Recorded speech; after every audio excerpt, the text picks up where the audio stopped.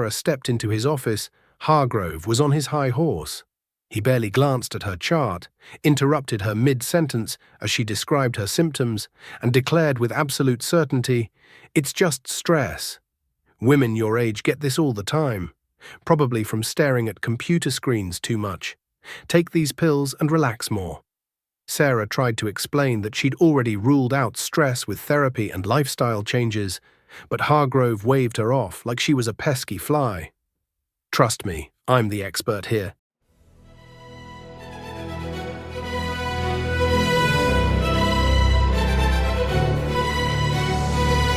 Hey there, folks. I'm Narrator D, your guide through the wild world of revenge tales on the Narrator's Ledger.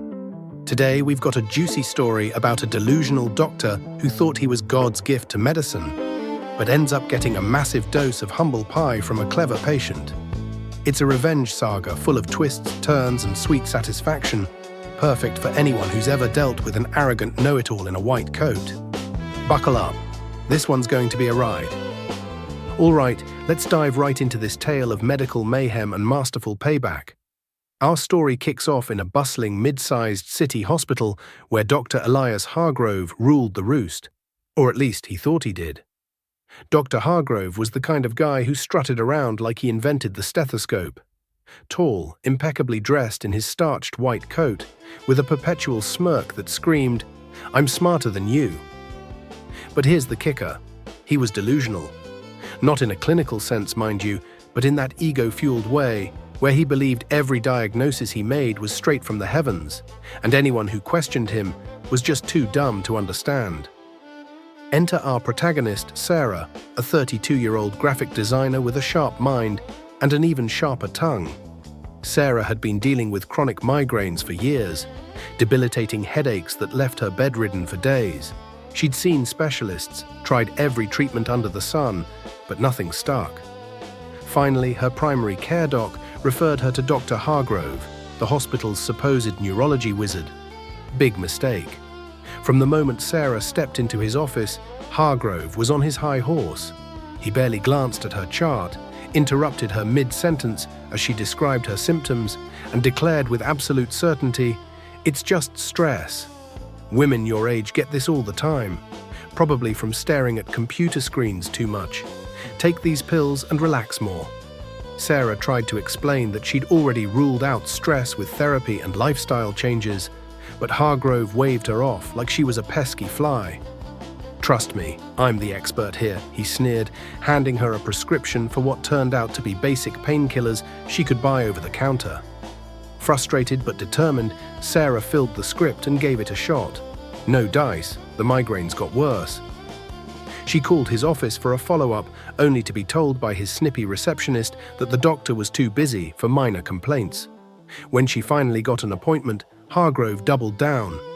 "You're not following my advice properly," he accused without even asking for details. "If you'd just listen, you'd be fine." Sarah, fuming, asked for a second opinion. Hargrove's face turned beet red. "A second opinion? From who? No one in this hospital knows more than I do."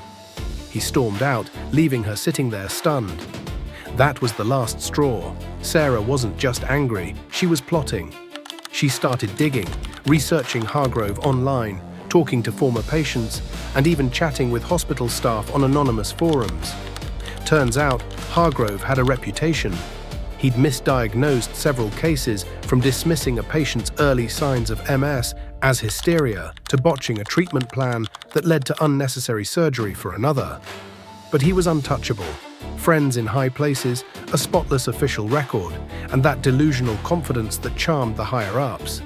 Sarah, being the creative type, decided revenge needed to be personal, public, and perfectly legal. She remembered Hargrove's Achilles heel, his ego. The man loved the spotlight. He was scheduled to speak at a big medical conference in town, presenting on innovative approaches to neurological disorders. Sarah saw her opening. First, she gathered evidence. Using her graphic design skills, she created a sleek, professional-looking website called Patient Perspectives on Neurology. It was anonymous, of course, but she populated it with real stories from Hargrove's disgruntled patients, sourced from online reviews, forums, and even a few direct emails after she posted calls for submissions. She didn't fabricate anything. It was all verifiable, with redacted names for privacy. The site went live a week before the conference, and she promoted it subtly on social media, tagging medical hashtags and local health groups. Word spread like wildfire. By the time the conference rolled around, the site had thousands of views, and whispers about Dr. Hargrove's questionable practices were buzzing in medical circles. But Sarah wasn't done. She bought a ticket to the conference, not as a patient, but as a freelance journalist with a fake press badge she whipped up. Nothing illegal, just a clever prop. Hargrove's presentation, notepad in hand, looking every bit the eager reporter. Hargrove took the stage, beaming with that delusional glow. He launched into his speech, touting his groundbreaking methods and patting himself on the back for cases that, ironically, mirrored some of the complaints on Sarah's site. As he wrapped up and opened the floor for Q&A, Sarah raised her hand. The moderator called on her. "Dr. Hargrove," she said sweetly, standing up with a microphone in hand, "your talk on innovative neurology is fascinating, but I'm curious, how do you respond to the numerous patient reports of misdiagnosis in your practice? For instance, cases where chronic migraines were dismissed as stress, leading to prolonged suffering." The room went silent. Hargrove blinked, caught off guard. Well, every doctor has unsatisfied patients. It's part of the job," he stammered, trying to recover, but Sarah pressed on, her voice steady and professional. "According to the Patient Perspective site, there are over 50 accounts linked to your name, including one where a patient needed emergency care after following your advice. Care to comment?" Chaos ensued. Attendees pulled out their phones, searching the site. Murmurs turned to outright discussions. Hargrove's face drained of color as he fumbled through a non-answer, claiming it was all baseless slander. "You suck!" But the damage was done. The conference organizers, sensing the PR nightmare, cut the Q&A short. Hargrove slunk off stage. His delusional bubble burst in front of hundreds of peers. In the days that followed, the fallout was glorious. The hospital launched an internal review after complaints flooded in. Hargrove was placed on probation, his speaking gigs dried up, and he even had to attend mandatory sensitivity training. Sarah, she finally got a proper diagnosis from a competent doctor. It was a rare vascular issue, treatable with the right meds. And her website? It evolved into a real resource for patients, helping others avoid doctors like Hargrove.